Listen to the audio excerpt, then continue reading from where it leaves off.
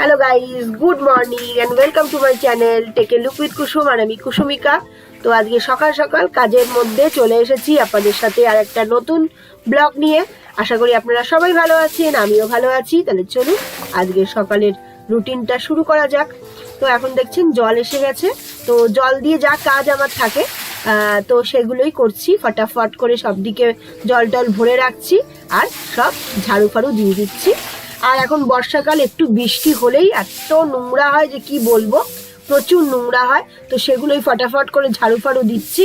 তো কারণ সকালবেলা এইসব কাজ ছাড়া কোনো রুটিনই সম্পূর্ণ হয় না। তো সকাল মানেই হচ্ছে এই সমস্ত কাজ দাজ করে তারপরে আমি যাব ঘরের আর সমস্ত যে কাজ বাজ আছে সেগুলো করার জন্য। সেটা তো আপনারা জানেনই, আপনারা তো প্রতিদিনই আমার ব্লগ দেখে থাকেন।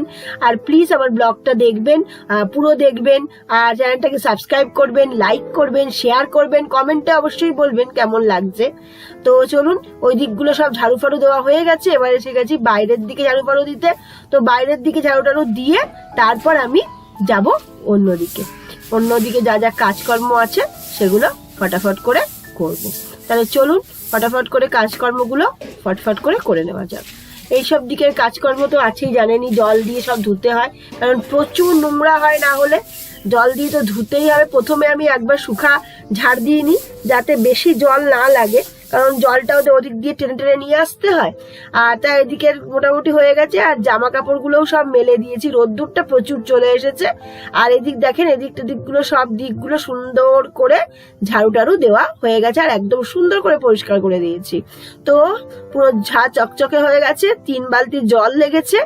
আর জামা কাপড়গুলোও মেলে দিয়েছি। তো আমার মেশিনটা আজকে খারাপ, কি হচ্ছে জানি না। তো স্পিন হচ্ছে, কিন্তু মেশিনটা যে ওয়াশ সেটা কাজ করছে না। তো যাই হোক, ওই কারণেই আমি ভাবলাম যে ঠিক আছে, তাহলে একটা কাজ করি। ওরা যখন কাজ হচ্ছেই না তখন হাতেই কাচতে হবে। প্রচুর জামা কাপড় ভিজিয়েছিলাম আর কি। তো ভিজানোর পরে এবার কাচবো কি করে, ওটাই মুশকিল হয়ে গেছে। তো চলুন হাতেই কেচে নিয়ে যাক। সকাল সকাল এই সমস্ত কাজ তো আমাকেই করতে হবে। যখন ভিজিয়ে ফেলেছি, অনেক চাদর ভিজিয়েছিলাম, অনেক জামা কাপড়, আমার হাজবেন্ডের, মেয়ের, আমার প্রচুর জামা কাপড় ছিল। তো চলুন সেগুলো ফটাফট করে কেচে নেওয়া যাক। আর আপনারা অনেকদিন ধরেই দেখতে চাচ্ছেন যে ওয়াশিং ভিডিও, আপনারা যে কিভাবে জামা কাপড় কাচেন তার ভিডিও।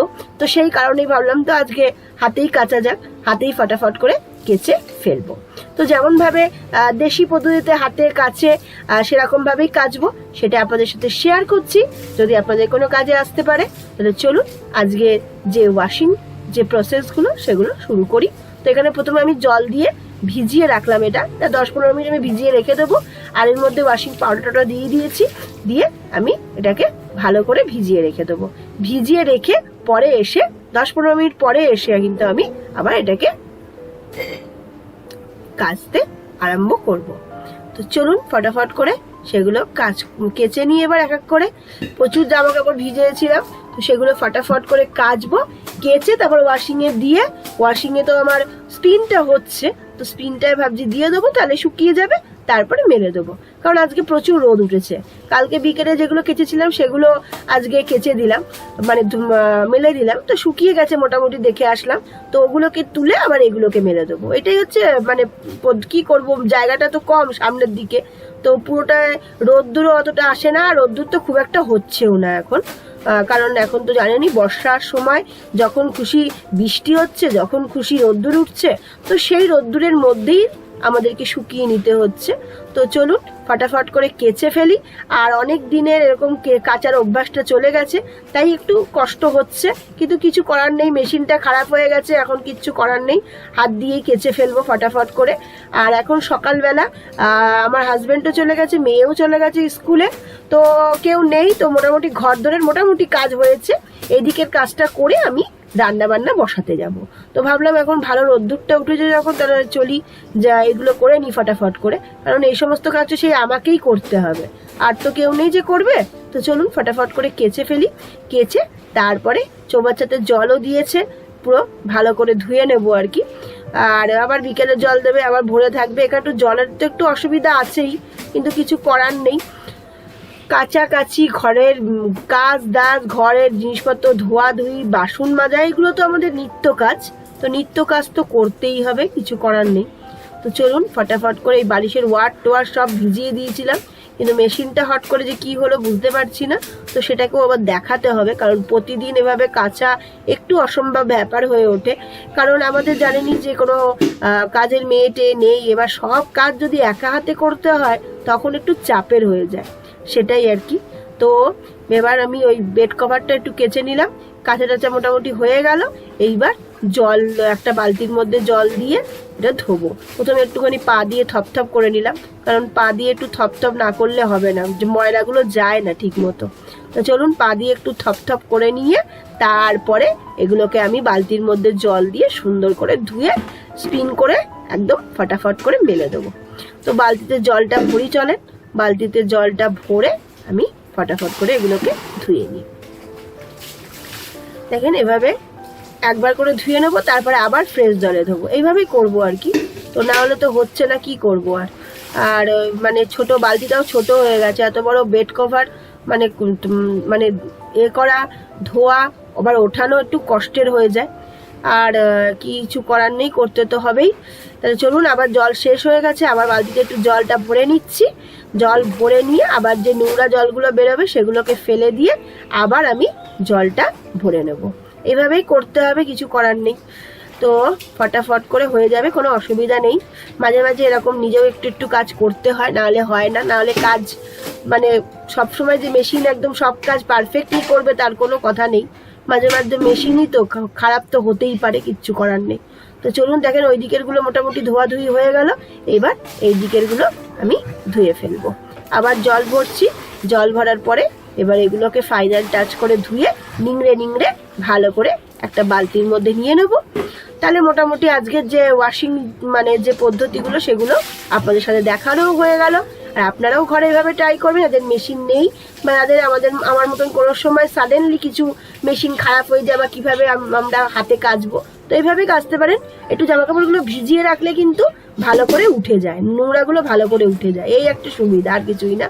তো ওই জন্য আমি ভালো করে ধুয়ে রেখে দিয়ে মানে ভালো করে ভিজিয়ে রেখে দিয়েছিলাম ওয়াশিং পাউডারে। তো ভিজানোর পরে এবার দেখেন ভালো করে এগুলোকে আমি একদম জলটা ঝরিয়ে ঝরিয়ে একদম সুন্দর করে এগুলোকে আমি তুলে নেব।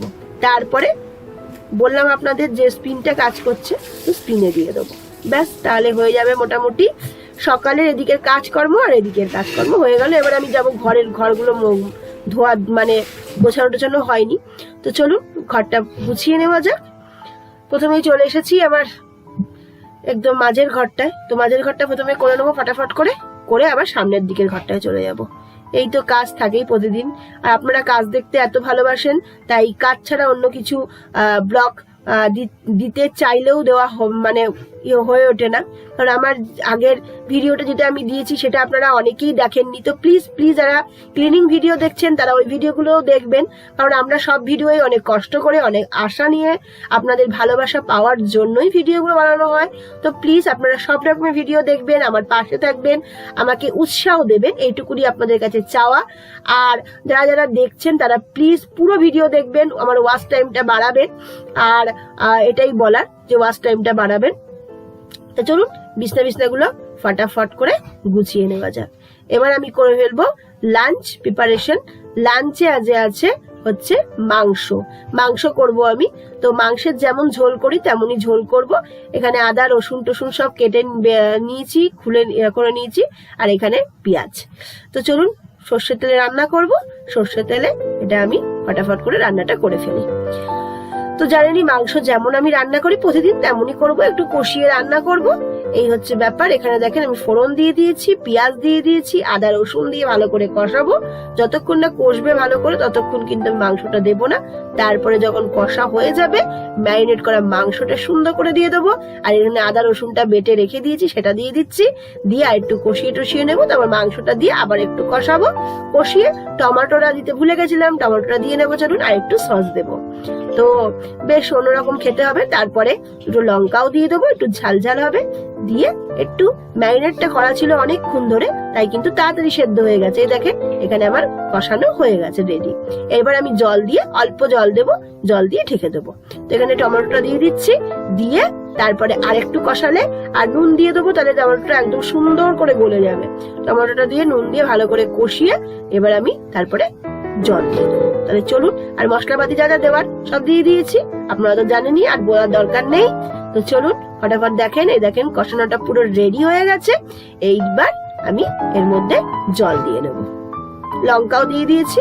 এবার জল দিয়ে এটাকে বসিয়ে রাখবো, তাহলেই রেডি হয়ে যাবে আজকের আমার মাংসের ঝোল।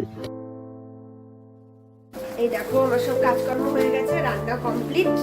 আজকে মাংস করেছি, আর কষা করে মাংস। এই দেখো আমার একটা পার্সেল এসেছে, কি বলতো কে পাঠালো, চলো দেখি এর মধ্যে কি আছে।